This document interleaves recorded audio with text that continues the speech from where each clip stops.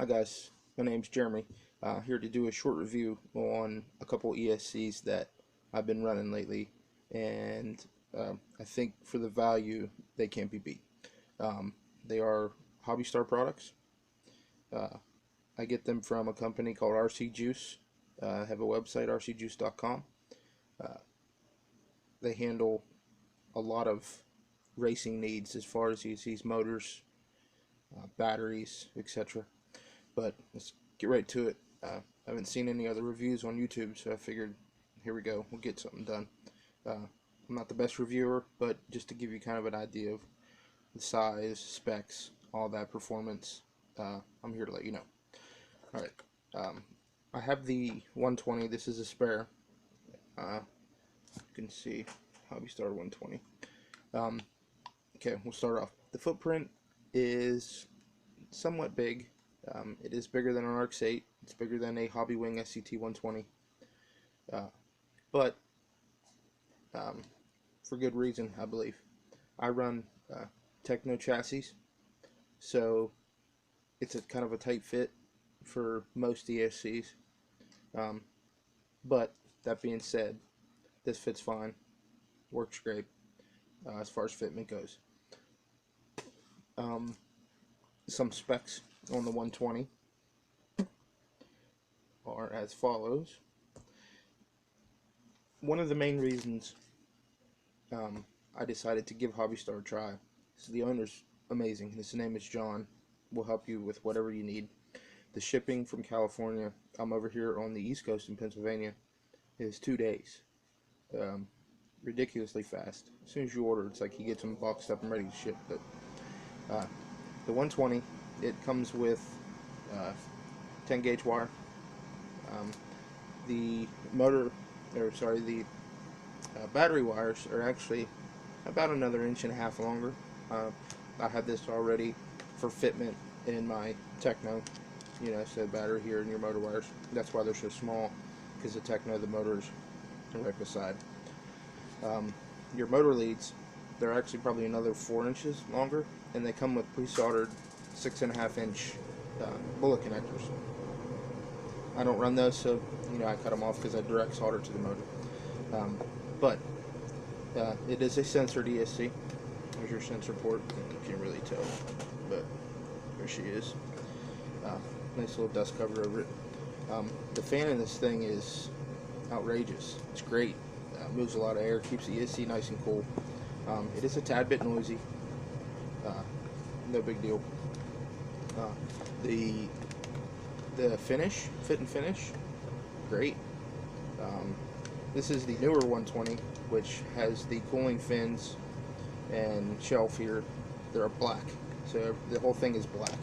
The older ones, which I have in my buggy, are like a red aluminum.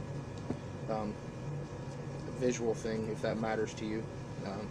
I could care less. But I'll give you some specs on this. The 120 is good up to success, which you don't find that a lot with 120 amp speed controls. It's typically 4S, but it handles success. That's good. It has 120 amp continuous current, 2 to success, like I said. Now the BEC will work. It's dual 6 volt or 7.4, 8.4 high voltage. That was the main selling point for me, because coming from Tekin, a lot of the servos nowadays, they like that higher power. I mean, you get better stats, with more power. The dimensions, like you said, the footprint's pretty big. I won't go through all that. You can go to RC Juice yourself and look through all the stuff. It tells you all the, all the specs that you want to see. This ESC price right on RC Juice is $69.99, which, to handle success, you can't beat it. Now, in my short course truck, I run the 80 amp, which is the same exact footprint, same exact overall design. The only difference visually is it has 10 gauge wire, 12 gauge wire instead of 10 as what's on the 120. Street price for the 80 amp at RC Juice is 49 bucks. And that's the one I'm going to kind of touch on the most because I have the most experience with that one. The 80 amp is good for 2 to 4S, and short course typically you don't run over 2S. Some people will run 3, but I never tried 3. I always stick to 2 because that's rule rules, and most track rules kind of stick with that. But anyways, the 80 amp, just as good of a ESC. Specs are roughly the same. Handles 4S. Has a 270 amp burst current, which is awesome. Same thing with the BEC. I mean, it will give you 6 volt up, or it'll switch to 7.4, which is great. Good selling point. Now the review for that one. Recently I attended the Midwest Champs, and it was my first time ever running the 80 amp ESC, my short course truck, so I didn't know what to expect. I ordered the program card and the Starlink small link that you can plug directly into a PC. You can go to hobbystarlabs.com to download the software to do all the setup changes and stuff for your ESC. So I kind of went with default because I didn't know what to expect. The moment I put it on the track, I could immediately notice a more smooth, linear progression in the throttle. It wasn't real grunty on the end, on the low end, mid, high. It was a real smooth, powerful transition from low to high. Immediately I was happy with that. We practiced all day Thursday. I had a couple issues. The ESC would, on a hard landing, on full power or full brake, it would shut down for a couple seconds and then come right back up. So I'm scratching my head thinking, man, what is wrong here? So I go back to the bench, put the program card on it, go back through the manual, and I made some changes because the default settings, they have like a let me show you.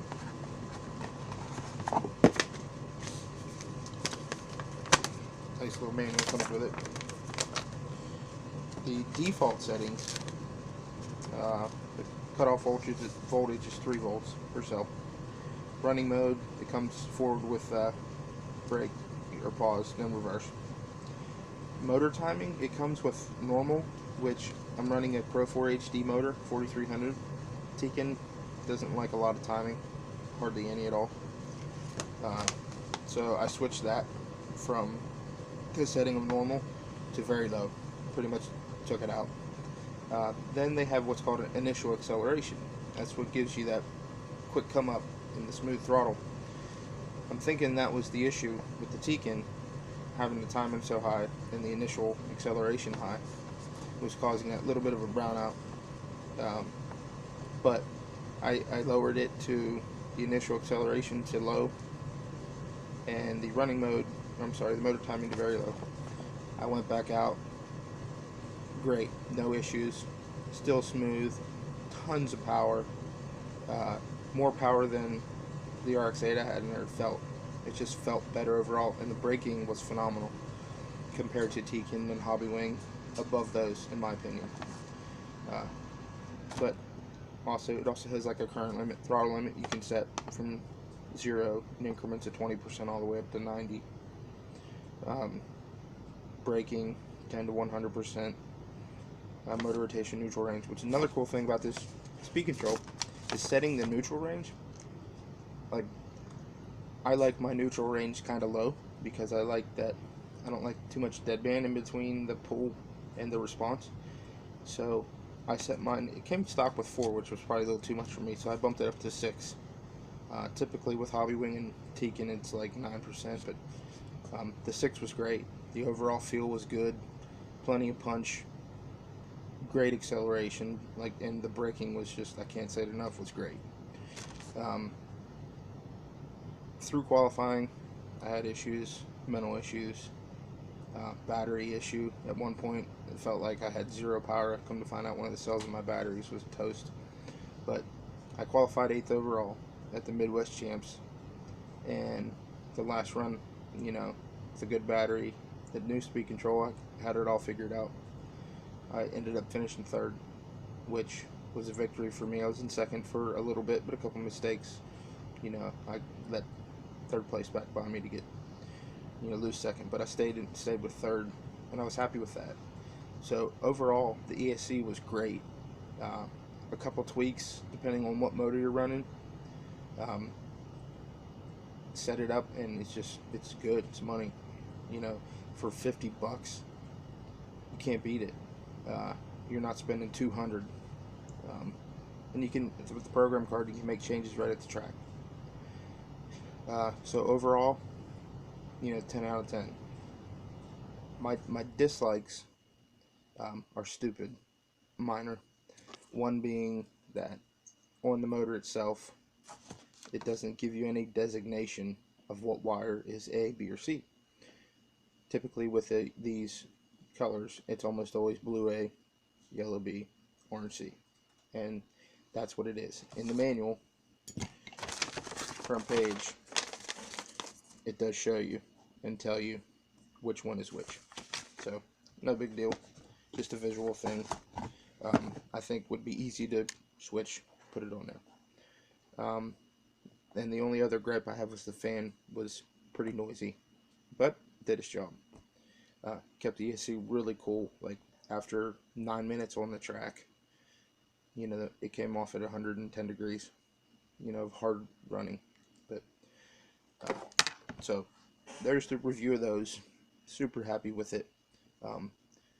Talk to John at RC Juice if you have any other questions, or message me here, ask me. I can help to the best of my ability with it, because they're still somewhat new. I run this system, complete system, in my 8-scale buggy, the 120 amp speeder with Hobbystar's censored 1850 kV motor. Same feel. I don't have that much knowledge with it. I have not raced with it yet. We'll find that out at the Dirt Nitro Challenge next month. But appearance is great, clean, looks good, comes with a really nice box. If that means anything to you, some people know. But paired with the Tekin 43 was great. I would use a Hobbystar motor for the 4-wheel short course, but Hobbystar doesn't make one. Hopefully that's something up and coming, and I'll definitely try that package. So as far as value goes, can't beat it.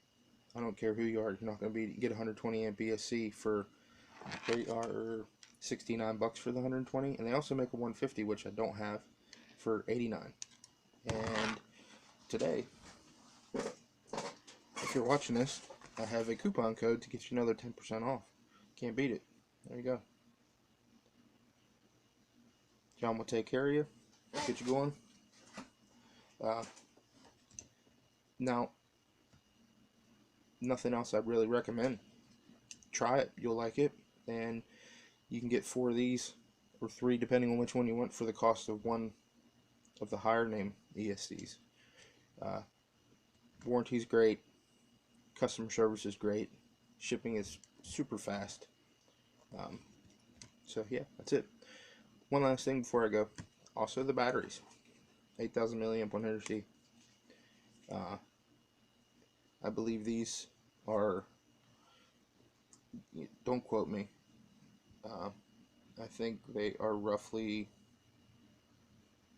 $50. Let's see here. I go 2S.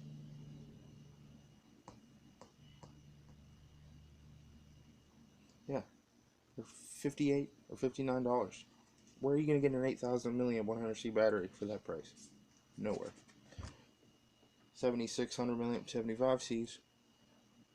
You know, they're 48 or 50. Can't beat it. Go check out his site, RC Juice. All kinds of stuff. Really great prices for, in my opinion, good quality stuff. Thanks for watching. Any questions, just send me a message.